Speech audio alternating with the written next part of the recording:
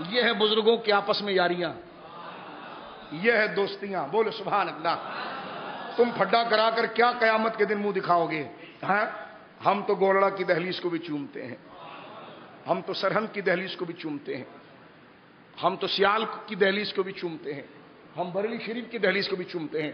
یہاں پر انتشار کی بات نہیں، جو تم ایک پائپ میں سب کو گھسڑ رہے ہو نا، تو سنیت کو اتنی نہیں کہ پائپ میں گھسڑ جائے، سنیت سمندر کا نام ہے، ایسی گفتگو کرو کہ سمندر میں بندہ آسانی سے چل سکے۔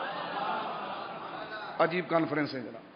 اب آپ دیکھیں اسی بات کو تاجدار گولڑا ایک بات اور ذکر آپ کے، کیونکہ یہ جو میں آپ کے سامنے پڑھ رہا ہوں یہ فوز المقال فی خلفاء پیر سیال، اس میں تمام حوالہ جات اور یہ متواتر چلے ہوئے آئے۔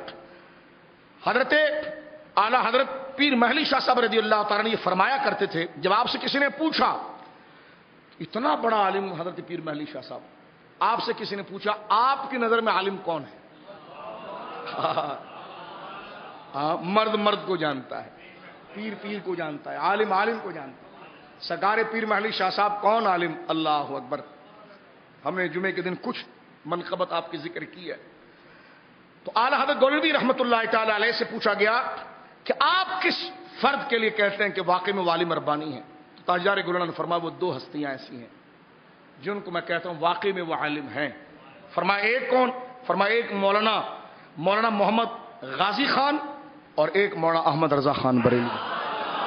یہ تاجدار گولڑا رضی اللہ تعالیٰ عنہ کے وہ مبارک جملے ہیں جو آپ نے ارشاد فرمایا۔ اعلی حضرت کی پوری زندگی 1272 میں پیدا ہوئے، بات کو سمیٹتا ہوں، 1272 میں آپ کی پیدائش ولادت ہے اور 340 میں آپ کا وصال مبارک ہے، یعنی اس اعتبار سے آپ کی عمر شریف 68 ایئرز بنتی ہے۔ 1272 340، 1272 میں آپ کی ولادت اور اس کو اگر آپ اسویں طریقے سے لے جائیں تو 1856 1921 یہ آپ کی عمر شریف ہے۔ اور یہ وہ دور ہے جو انتہائی کٹھن دور تھا، یہ سوئٹزرلینڈ اور اس طرح کا دور نہیں تھا، گلی سے بندہ باہر نکلے تو انگریز کی گولی آئے۔ اسلام کے خلاف سازش، 1 سال کے بعد ورلڈ وار ہو چکا ہے، ہر طرف لڑائی جھگڑے فتنے فسادات، سیاسی اعتبار سے اسلام کے دشمن ایک طرف کھڑے ہوئے اور دوسری جگہ پر خود زر خرید قسم کے ملاؤں کو خرید لیا گیا، جس طرح آج خریدا جاتا ہے۔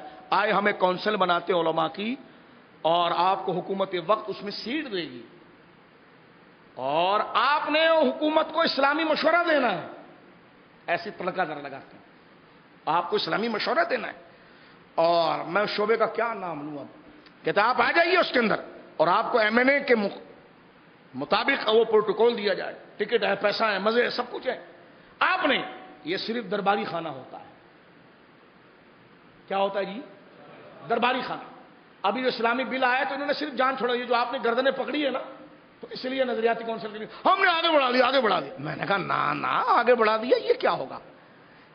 بل طلا نہیں ہے، یہ دفعہ وقتی ہے، جب تک وزارت قانون اس کو منسوخ نہ کرے۔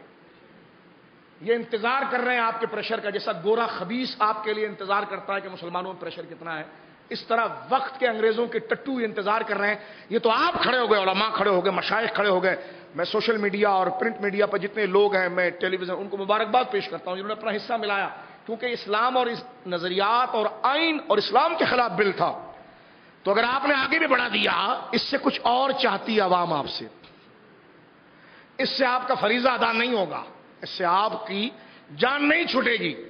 آپ دیکھتے ہیں کہ اگر ایسا ہو نہیں سکتا تو پھر آپ رخصت کی راہ پر نہیں، مجددین کی راہ پر چلتے ہوئے عزیمت کے طور پر ان کے منہ پر استعفا مار کر آئے۔ یہ امت تمہیں سروں پر اٹھائے گی۔ کہ لیکن رہنا بھی ضروری ہے نا شاہ صاحب، کرسی خالی ہو جائے گی۔ تو میں نے کہا تو نے کرسی بھر کر کیا کر لیا؟ اس کرسی کو خالی کر کے اگر عذاب میں تو شریک ہو تو اس کرسی کا فائدہ کیا ہے؟ ہم کوئی تہمت نہیں، لیکن ہم کہتے ہیں یہ وقت رخصت کا نہیں ہے، عزیمت کا ہے۔ یہ وقت حسینی راستے پر چلنے کا ہے، نکلنے کا ہے، آگے آنے کا ہے۔ بیٹھ گئے تو پوری چہرہ مسخ ہو جائے گا۔ کہتے ہیں ہم کیا کر سکتے ہیں؟ ہم نے کہا عذاب اور تہمت سے نکل سکتے ہیں۔ آپ توجہ ہے، نکل سکتے ہیں۔ وہ مراتے آپ حلق کے نیچے کیسے اتاریں گے جب آپ کی تجاویزات مقبول نہیں ہیں اور آپ کے ہوتے ہوئے یہ قانون پاس ہو رہا ہے؟ تو آؤ پھر ان لوگوں کے ساتھ کھڑے ہو جاؤ کہ جن کے پاس حکومت نہیں ہے لیکن مصطفیٰ کی نصرت اور مدد ہے، ان کی صف میں آ کر کھڑے ہو جاؤ۔ لیکن یہ ڈھکوسلا ہم نہیں سنیں گے، اتنے ضروری موضوع پر اتنی کچی بات نہیں سنیں گے۔ ہمارا دکھ یہ، اتنے ضروری موضوع پر یہ کچی بات نہیں سنیں گے۔ ہم نے تو منع کر دیا، ہم نے تو ریفیوز کر دیا، ہم نے کہا بہت کچی بات ہے، یہ بہت کچی بات ہے، یہ بہت کچی بات ہے۔ لیکن ہم آپ کے ایمان اور عقیدے پر تہمت نہیں لگا رہے، لیکن یہ کہہ رہے ہیں کہ آپ کو اپنا فریضہ ادا کرنا ہوگا اور آپ کو ہمیشہ اس پر نظر رکھنی ہوگی، اور آئے دن آپ کو حکومت کو للکارنا ہوگا دلائل کے ساتھ، اور خدا نہ کرے پاکستان میں وہ منحوس دن آئے کہ جس میں ہمارے بدترین لوگ بیٹھ کر اس کو پاس کریں، اس وقت آپ حسینیت کے راستے پر چلیں گے، امام ربانی کے راستے پر چلیں گے۔ امام ربانی 3 سال جیل میں جانے کے بعد امام ربانی بنے، ورنہ پہلے ان کو جانتا کوئی نہیں تھا۔ جب قربانی دیتا ہے تو خدا اس کو عروج عطا فرماتا ہے۔ ہم کوئی جیل میں جانے کی دعوت نہیں دے رہے، لیکن ایک عظیمت کی راہ گویا کہ آپ کو ہم بتاتے ہیں۔ تو یہ اعلیٰ حضرت فاضل بریلوی رضی اللہ تعالیٰ عنہ کا یہ دور مبارکہ ہے جس میں اعلیٰ حضرت امام اہل سنت رضی اللہ تعالیٰ عنہ نے اپنی زندگی مبارکہ کو بسر کیا۔ آپ نے تقریباً 50 سے زیادہ علوم پر آپ کو امامت کا درجہ حاصل تھا۔ سند کہ جو وہ لکھیں وہ اس میں ایک اضافہ ہو فن کا، اس درجے پر ہے۔ اگر تعلیم سے آپ کا تعلق ہے تو 1000 سے زیادہ کتابیں آپ نے تحریر فرمائی۔ آج بر صغیر کی یونیورسٹیوں میں کسی ایک بندے پر اتنی پی ایچ ڈی نہیں ہو رہی جتنے اعلیٰ حضرت کی ذات پر ہو رہی۔ اور آپ کو پتا ہے پی ایچ ڈی کرنے کے لیے مواد اور اس کے لیے دلائل اور اس مقالے کے لیے مواد اور ضروریات کی کتنی وسعت چاہیے۔ ایک شخصیت کو، پھر ایک شخصیت کے مختلف رنگ پر اور شعبہ جات پر اعلیٰ حضرت پر تقریباً 2 درجن سے زیادہ پی ایچ ڈی ہو چکی ہے، اور اس وقت تقریباً 100 کے قریب لوگ ایم فل کی طرف جا رہے ہیں۔ تو گویا کہ یہ اعلیٰ حضرت کی ذات ہے کہ جن کی زندگی کے اندر کام اتنا ہے کہ جن پر 2 درجن لوگوں نے پی ایچ ڈی کی ہے۔ ایک پی ایچ ڈی میں کتنا مواد ہوتا ہے، ہزاروں صفحات کا وہ مقالہ ہوتا ہے، اس میں مقرر نہ ہو، تضاد نہ ہو، تمام ترتیب ہوتی ہے۔ تو 2 درجنوں سے زیادہ جس کی ذات پر لکھ دیا گیا ہو، اور اب بھی آگے جناب کئی لوگ اس پر ایم فل اور پی ایچ ڈی کی طرف جا رہے ہیں، تو اس بندے کی زندگی کے اندر مواد، معلومات، خدمات کتنی ہوگی۔ صحیح کہا، یہ رسول اللہ کے معجزوں میں سے ایک معجزہ ہے۔ اعلیٰ حضرت امام اہل سنت کی سیاسی زندگی، آپ کی مذہبی زندگی، اعلیٰ حضرت امام اہل سنت رضی اللہ تعالیٰ عنہ کا مرتبہ اور مقام اور شان جلالت یہ ہے کہ ختم نبوت پر آپ کی خدمات میں، جہاں پر سیاسیات میں، سائنس میں، تعلیم میں، عصری علوم میں، والدین کے حقوق پر، یہ تمام چیزیں اعلیٰ حضرت کا ایک کامل رسالہ ہے جو تقریباً ہر مسلمان باپ کو پڑھنا چاہیے۔ مشعلۃ الارشاد فی حقوق الاولاد، یہ 24ویں جلد کے اندر ہے۔ اعلیٰ حضرت امام اہل سنت سے آپ کے ماہرہ مقدسہ جہاں پر ہے وہ ضلع ایٹا ہے، ماہرہ گاؤں ہے، ماہرہ شریف گاؤں ہے، اور وہ ضلع جو ہے ایٹا ہے۔ ضلع ایٹا سے 1310 میں، یعنی اعلیٰ حضرت کی عمر اس وقت میرے خیال میں 35 سال کے قریب ہوگی، ایک سوال آیا تھا، اور وہ سوال یہ تھا کہ کیا فرماتے علماء دین اس مسئلے میں کہ باپ پر بیٹے کے کس قدر حقوق ہیں۔ یعنی ہم تو یہ کہتے ہیں نا کہ بچے پر ہمارے یہ حقوق ہیں، اعلیٰ حضرت سے پوچھا گیا کہ باپ پر بچے کے کتنے حقوق ہیں، کیسے اس کو پالے گا، کرے گا۔ اور یہ سوال اعلیٰ حضرت سے پوچھا گیا اس کا شرعی حکم، تو اعلیٰ حضرت نے اس کا جواب، اعلیٰ حضرت کا جواب پورا رسالہ بنتا تھا۔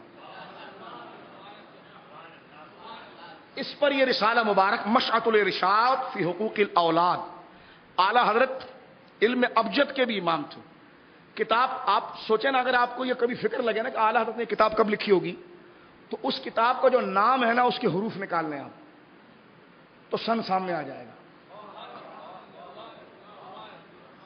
علم ابجد، اب آپ دیکھیں مشعلۃ الارشاد، نیم کے حروف نکال لیں 40، یہ جو نکالیں، شین کے نکالیں، لام کے نکالیں، تال کے نکالیں، الف کے نکالیں، اور جناب جو ہے کہ را کے ان کے حقوق نکالیں۔